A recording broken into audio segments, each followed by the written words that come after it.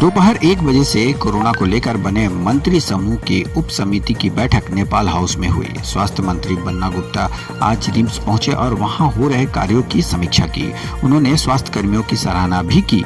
उन्होंने कुछ मुख्य बिंदुओं पर मंत्रीगण के साथ चर्चा की। खबर 365 न्यूज के लिए रांची से रुचि शर्मा के साथ पूजा की रिपोर्ट। आज 6 मंत्री हम लोग बैठे थे।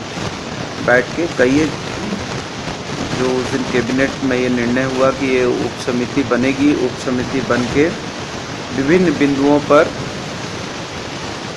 जो बहुत अति महत्वपूर्ण विषय है उस पर गंभीरतापूर्वक विचार मंथन चिंतन करेंगे। उसी के आलोक में विभिन्न हमारे मंत्रियों ने अपना अपना प्रस्ताव दिया, सुझाव दिया है।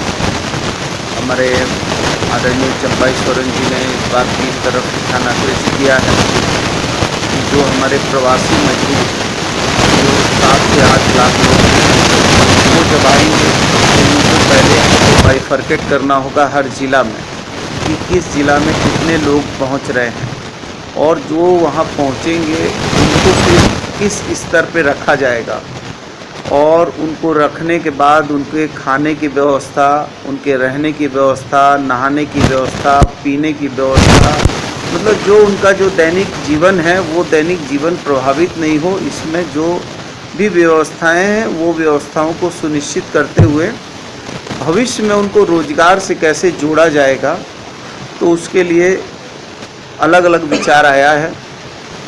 माननीय आलमगीर साहब ने विचार दिया कि उसको जो है हम जो है प्रधानमंत्री सड़क योजना से भी जोड़ सकते हैं और भी जो है बहुत सारी चीज़ें हैं उससे जोड़ सकते हैं।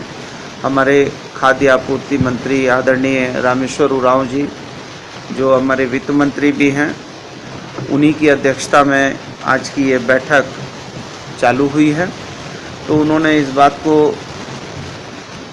ये किया है कि हम कैसे करके अंतिम पायदान पे खड़े व्यक्ति को कैसे भोजन पहुंचाए और जो हमारा पीडीएस सिस्टम है उस पीडीएस सिस्टम में कहीं थोड़ी बहुत कमी खामी है, तो उस कमी खामी को भी हम सुधार करने के लिए जो हमारी हर ज़िला में निगरानी समितियां बनी हैं, जो लगातार जो है बहुत सारे हमारे पीडीएस दुकान को सस्पेंड किया गया है।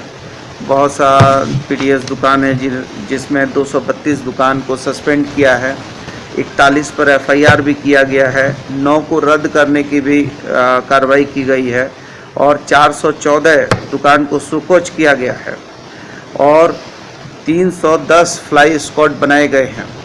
तो इसको कैसे और मजबूत किया जाए और मजबूत करके हम कैसे अंतिम पायदान पे खड़े व्यक्ति हैं, चाहे वो अंत्योदय का लाभ ले रहे हैं, चाहे वो एपीएल हो, बीपीएल हो या अप्लाइड फॉर हो या झारखंड का कोई भी व्यक्ति हो जो भूखा ना मरे, इस पर बहुत गंभीरतापूर्वक चिंतन मनन किया गया है।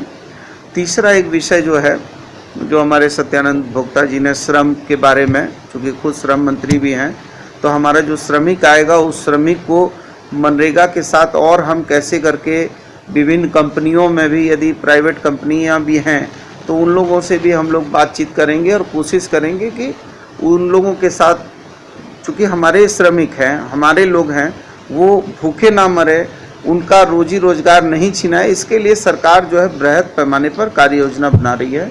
साथ ही कृषि का जो क्षेत्र है, कृषि के क्षेत्र में जैसे दूध ऐसा चीज़ है जो फट जाता है, दूध का जब तक हम उसका यूटिलाइजेशन नहीं करेंगे तो उसमें हम लोग प्रयास कर रहे हैं कि जो मिठाई की दुकानें हैं और जो भारत सरकार के गाइडलाइन के अनुरूप, जो भारत सरकार ने गाइडलाइन बनाई हैं, उन गाइडलाइन के अनुरूप में हम मिठाई की जो दुकानें हैं उससे डायरेक्ट वहाँ पर खिला नहीं सकते हैं, लेकिन यदि वहाँ पर बनाकर उसको हम आउटसोर्स कर सकते हैं तो उस पर विचार किया जाएगा। साथ ही साथ जो हमारा कृषक है उसको हमारे बादल बाबू ने एक प्रस्ताव दिया है, अब वो उनके तरफ से ये प्रस्ताव है, लेकिन उस पर जो है माननीय जितने भी हम लोग बातचीत कर रहे हैं, इस सारी कृत कार्रवाई से माननीय मुख्यमंत्री जी को अवगत कराते हुए उनके दिशा निर्देश को प्राप्त किया जाएगा ताकि हम जो है इसमें अग्रिम फिर आगे कार्रवाई कर सकें। तो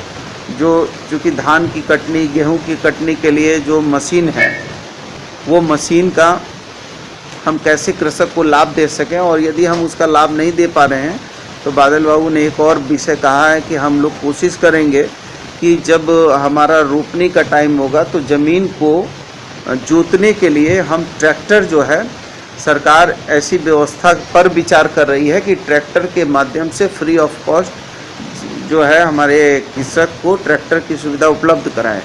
तो ये सारी चीज़ों पर चिंतन मनन किया है, लेकिन अंतिम निर्णय हमारे माननीय मुख्यमंत्री जी को लेना है और मुख्यमंत्री जी निर्णय लेंगे और लेकर आगे जो है फिर हम लोग अग्रिम कार्रवाई करेंगे। और ये समिति सभी उपायुक्तों को जो हमने आज की इस बैठक का कृत कार्रवाई से उनको अवगत कराया जाएगा और उनसे ये आगे भविष्य में जो हम लोग की कृत कार्रवाई है इसकी कार्य योजना बनाकर पुनः समीक्षा 1 सप्ताह के बाद ये उप समिति करेगी। और ज़रूरत यदि महसूस हुई, चूँकि अभी आपदा की स्थितियां हैं और ज़रूरत महसूस हुई कि यदि इसको बीच में भी मीटिंग करनी है तो हम लोग बीच में भी मीटिंग कर सकते हैं, और नहीं तो फिर अगली शुक्रवार को हम लोग इसी समय 1 बजे फिर मीटिंग इसी सभागार में करेंगे और फिर हम लोग जो है उसकी कमी खामी का विवेचना करते हुए जनता को कैसे करके, जो हमारे माननीय मुख्यमंत्री जी ने अभी एक ऐप लागू किया है, वो ऐप को कैसे हम कारगर तरीके से हमारे जो है श्रमिकों के पास तक पहुंचाएं, इस सभी चीज़ों पर बहुत बिंदुवार हम लोगों ने कार्य योजना बनाई है। और अगली जो बैठक होगी उस बैठक से भी आपको कृत कार्रवाई से आपको अवगत कराया। देखिए, हम राज्य के जनसंख्या को 3 भागों में बांट सकते हैं। एक, जिनके पास राशन कार्ड है। 2, जिन्होंने राशन कार्ड के लिए आवेदन दिया है। 3, वो जो ना तो उनके पास कार्ड है और नहीं आवेदन दिया है। 3 कैटेगरी हो सकते हैं जनसंख्या की, यहाँ की जनसंख्या की।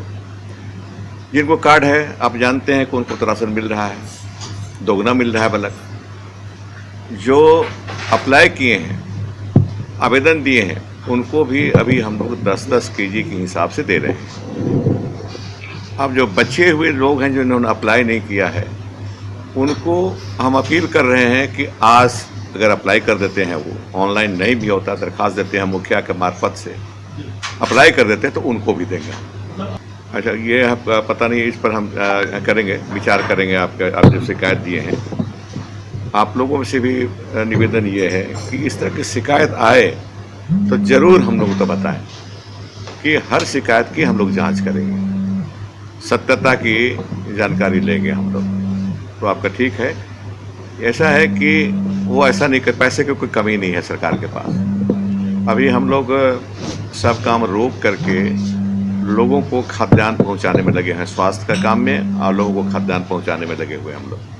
तो ऐसा नहीं है कि हमारे पास पैसे कमी है और उस आधार पर हम नहीं देंगे अनाज। ऐसा अगर किसी पदाधिकारी ने कहा तो अगर बता दीजिएगा नाम, तो उनसे हम बात करेंगे, उनको समझाएंगे हम कि नहीं, ऐसा नहीं बोलना है, आपको अनाज देना है, आपको सबको देना है, किसी को भूखा नहीं रहने देना है। सर, पूरे राज्य में 70% बच्चों को मिड डे मील मिल रहा है, 30% अभी भी बच्चे उन तक पहुंचाने के लिए क्या कुछ किया जा रहा है या पहुंचेगा?